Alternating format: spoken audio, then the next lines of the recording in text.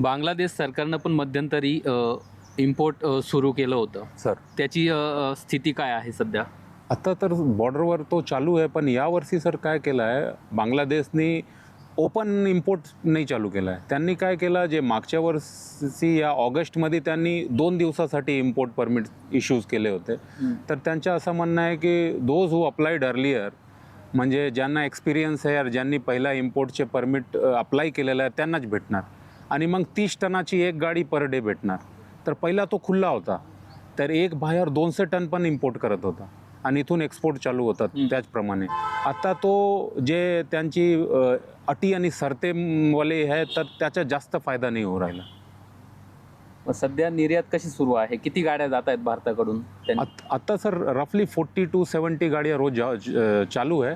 पण म्हणजे तो संशयाच्या वातावरण आहे. आपल्याला असा पण भीती आहे का तो कधी पण बंद होणार, याच्या पण नाशिक मार्केटमध्ये इफेक्ट येतात. कारण भरपूर वेळेस काय झालं आहे, मागच्या वर्षी अफवा उडला का बांगलादेश आज चालू होणार आहे आणि व्यापाऱ्यांनी गाडी लोड केला आणि तिथे बॉर्डर ओपन नाही झाला. मग लाखो रुपये नुकसान पण झालं आहे त्या